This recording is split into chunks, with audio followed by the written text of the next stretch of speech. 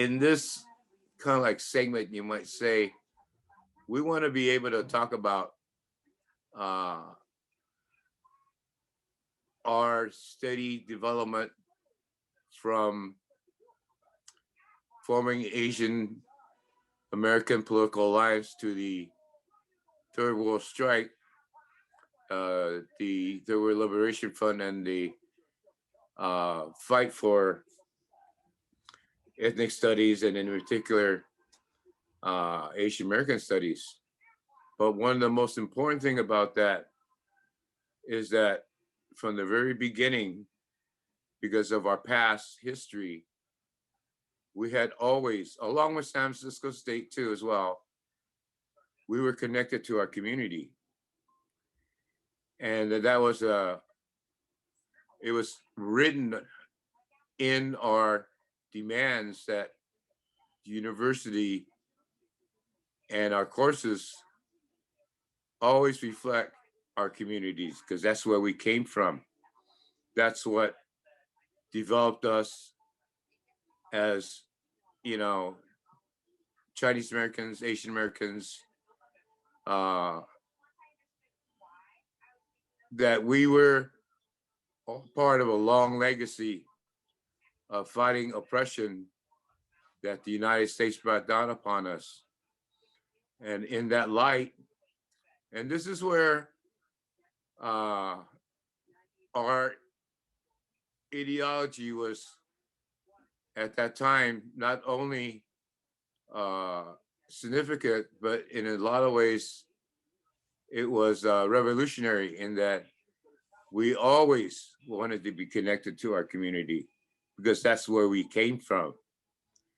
And given the conditions that we saw at that time, you know, we immediately, after the establishment of Asian American Studies, started setting up that tie by going into our communities and starting to develop movement from all the oppression that we had faced, given the conditions that we faced, like in Chinatown in particular, and in Manilatown area. And from the very beginning, and I don't know who came up with this idea in a lot of ways, we wanted to have an Asian community center, a hub for doing things. And that, in a lot of ways, is revolutionary in of itself, because if you... So from the very beginning, we opened up an Asian community center where we actually made it at one time the field office for Asian American Studies. And we wanted it to be, in terms of a concept, we wanted it to be a hub where activities, you know, flowed from. And that to me was like a very advanced concept, because at that time there were different groups working in and around Chinatown. There was a pool hall for some of the young people. There was a small coffee shop that people could hang out. There were different small groupings that may have a little bit of this, a little bit of that. But what we created was a hub of activity and activism in such a way that many things flowed from there that either pushed things or incited things or instigated a lot of other programs that were starting to develop in Chinatown. But we had sustained that Asian Community Center for a long time. And the concept of the Asian Community Center was to be a hub of activity. And in particular, you know, we ran a lot of programs out of there that hadn't been seen or talked about in Chinatown. Everything from like a center for like a lot of senior citizens, in particular senior men because at that time in Chinatown, there was a lot of single room occupancy senior men who had no place to go at night, for instance, no communal areas where they could just sit and do whatever they wanted to do, right? Because all they did was like, in terms of retired workers of different sorts, they had the single room. They ate lunch at like pork chop house or lunch dinner at pork chop house, and then they went to their room, and that was their life existence. And to be able to have a place where they could actually come down and socialize for a period of time during the evening was to me like and to them a major, like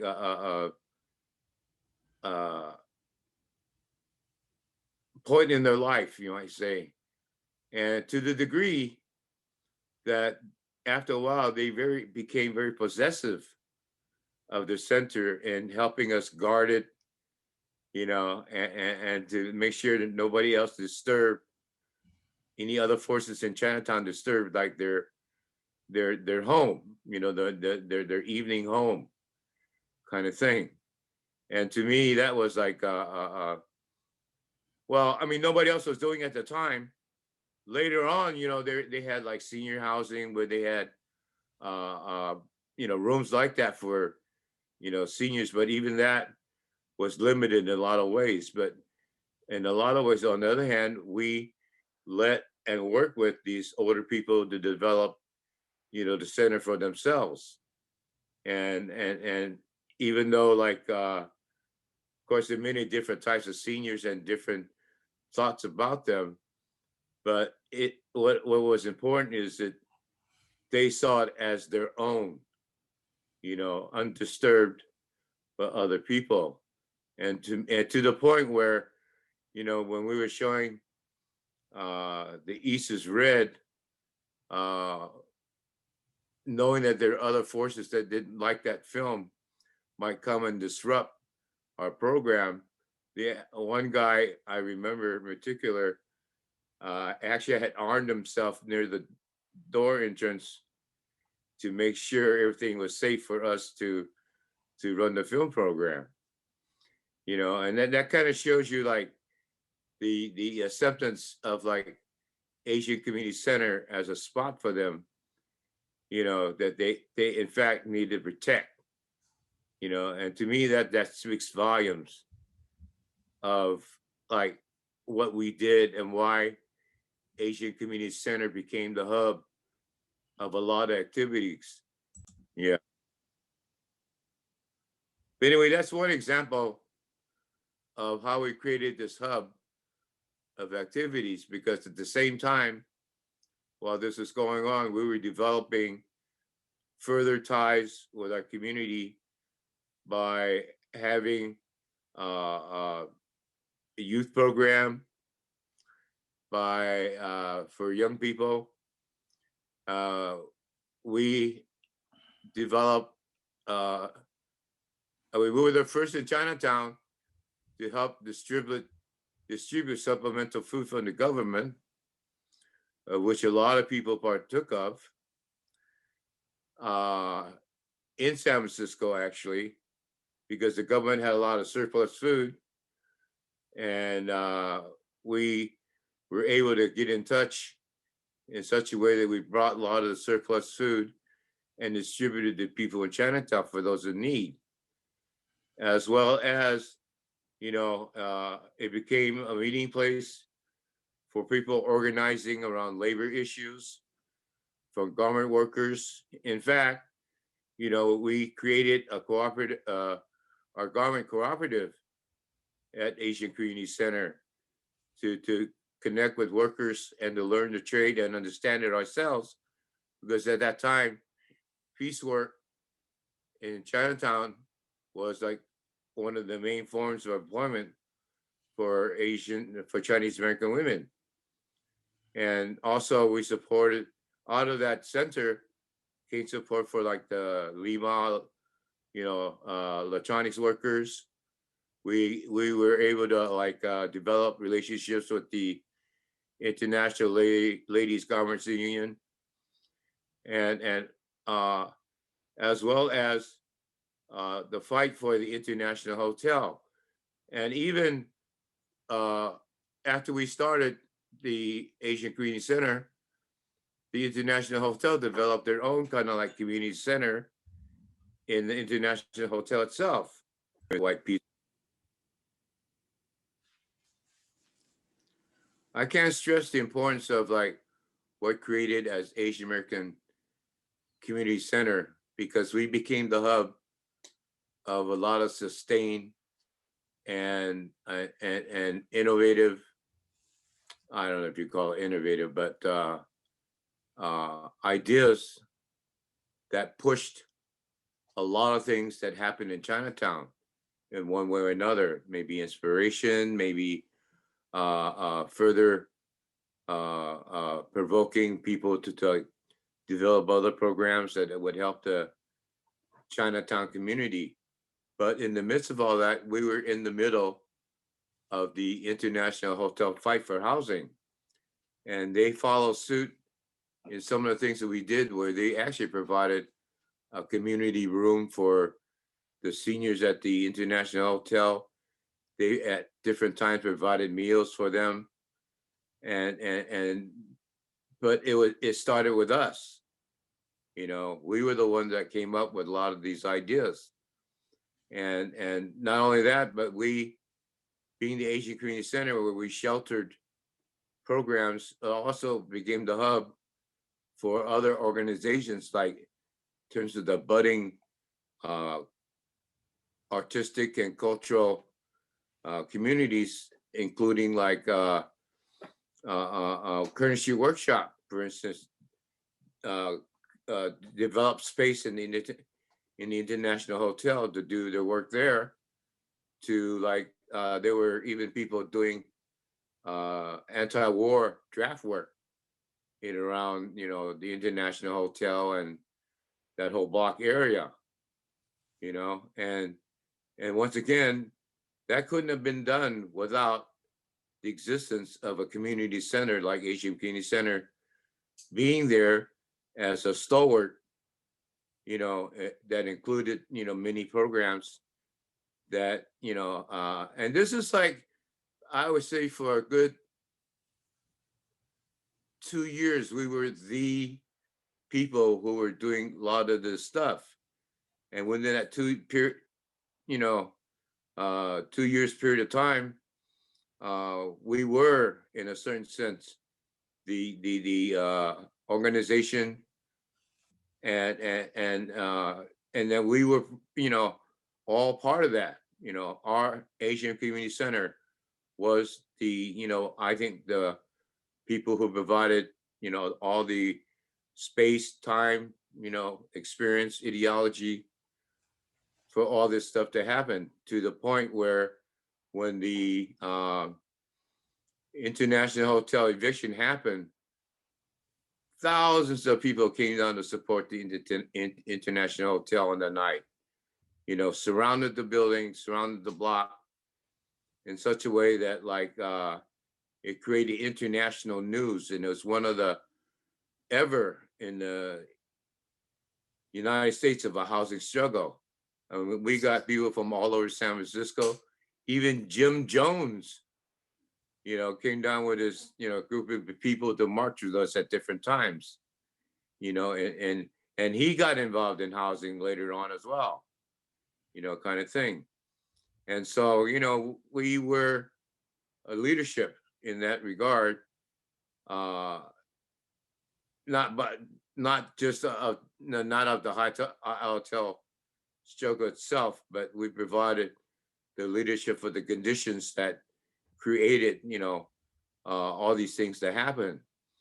And so in that light, we should be proud of ourselves and never downplay our role in what we did, in that short period of time, that coming off the campus, tying in our community and taking on the struggles of our people. And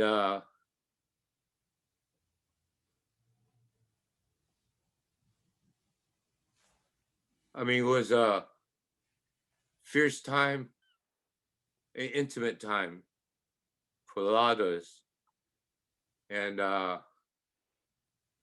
but we should never downplay that, you know. And but more than that, also, you know, like we coming off the struggles of the campus and our fight against, you know, the Vietnam War and the civil rights movement and the Black liberation movement. You know, we were looking around for progressive ideologies that worldwide that fought against like this kind of U.S. imperialism that not only affected the worldwide, but also, in fact, affected our communities. And we started to see that China at the time, in terms of example, was a possible future for like, you know, liberation of people and self-determination.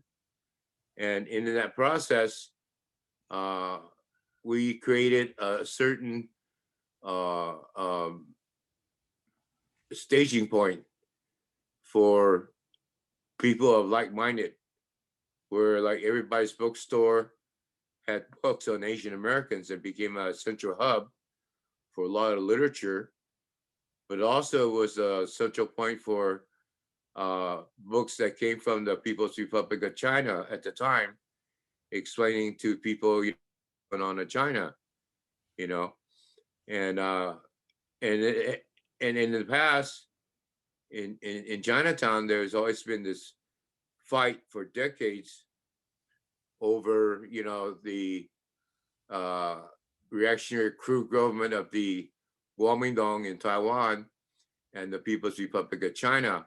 So we became an attraction for a lot of those people who supported the new China in Chinatown of a, uh, I guess, like a battle between ideologies in Chinatown. So we have coalesced also a lot of the older lefties from an earlier period and helping them expand and recoalesce some of their organizational ties of the past. And to me, that was also very important because they also became, in a certain sense, protector of our hub on Curtis Street there, you know, with the Asian Community Center and everybody's bookstore. So in that light, you know, I think we played a very positive role in helping progressive forces in Chinatown at that time. And to me, that was very important because after a while, they became also strong allies of ours in taking on our fights, you know, you know, in Chinatown. So in that light, once again, you know, the stressed importance of Asian Community Center, or it became the hub for, you know, staging ideas, ideologies, action, activism, and not only that, but like me personally, my family and a lot of people in my family were personally involved with me, you know, because of our own past, you know, kind of thing.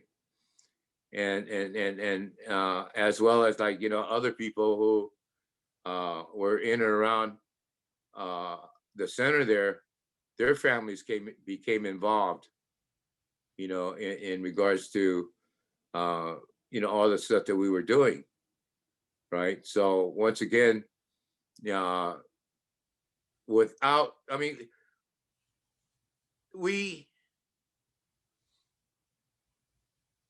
it's hard to say the origins of how that started, you know, aside from the fact that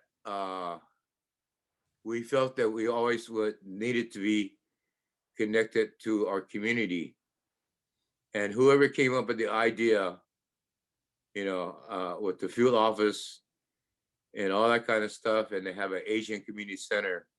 Uh, right now, as far as I'm concerned, is somewhat mysteriously unknown, including and I want to pay tribute to Bing Tom, the famous Chinese Canadian architect who actually helped us build the center. He actually helped us acquire material. He helped us build up the center in terms of its rooms, and that he actually was part of the process, because he was a little bit older than us, and he had also very strong ties and feelings about his own community, and to see it from a point of view of not just high architecture, but functional architecture and that kind of stuff, right? Which I think is important to bring out, in that regard, even though he passed away a few years ago. And one other group that I think would be of significance to talk about was a group called Manching, who in an earlier period also had, I don't know if you call them programs, but they had ties. And some of these are old lefties who had ties to the labor movement, like Fombach in particular, and other relationships that have built up to deal with the I think included in there would be like I think that dealt with I think cannery workers as well, that kind of thing. And they had been organizing in the past before, and Asian Community Center helped, I think, also connect their past to the present in terms of the struggle of the garment workers and things along that line.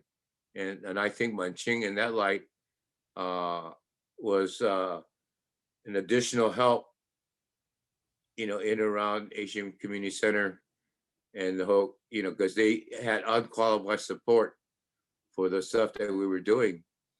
And they saw themselves, because a lot of them were older now, and they saw themselves in us and what we were doing. And they applauded us and greeted us and worked with us. They helped build the movement in Chinatown. And I think that's a significant addition, because who else was able to pull a lot of these forces together to do the work that we did, where we were in the forefront of all this stuff. And once again, the whole idea of having a Asian community center would be such an important step forward for the fight in around Chinatown and Manilatown, right?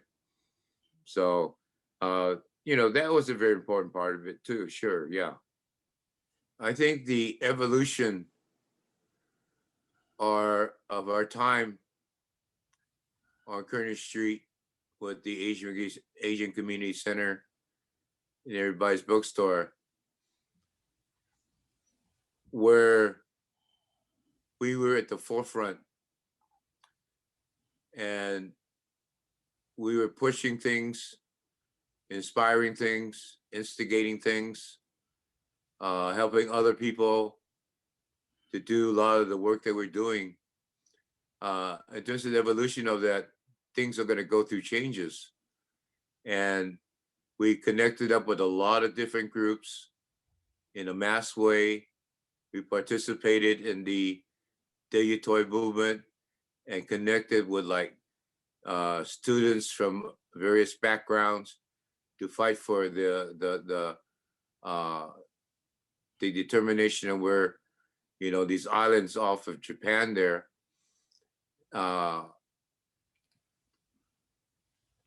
We were doing all that at the same time. Our organizational abilities and ideology had to coalesce more around what we were doing, and had to be more centralized in some ways, which is why I think as we evolved, we created a super organization called Wei Min She, which helped, develop a larger strategy in regards to things that we were doing. But once again, the evolution of things starts to change, and conditions were changing, and things were moving in a certain direction. And we were able to, at a certain point anyway, to kind of like to give more direction in regards to like how things were going. And in that regard, Wei Min She was a perfect vehicle for us to gather more forces together, in a more collective, and I would say democratic way of dealing with the history at the time and the movement at the time. However, as evolution goes in terms of movements, where things change, and over a period of time, Wei Min She changed, and other forces from the other external forces like started to change things as well. So within time, there was no more Wei Min She, and in a certain sense, just like a bookstore has a certain life expectancy, but and in a certain sense, I guess, like any organizations have certain life expectancies, and from contending forces or whatnot, as well as like government suppression and trying to bring down like organizations that we had. But once again, during that period of time when we were extremely active, we were in the forefront, however. And once again, it cannot be understated that the hub of activity was in our hands, and we were in the leadership of that. But at the same time, there would be forces working against you all the time to break it all up. And so in that regard, in evolution of ideologies and organizations, things will happen in such a way that there's a certain sanitized way of saying this, but organizations die, from a variety of different reasons. But those are also like, part of the history of, Asian Community Center and the work that we ourselves did at that time.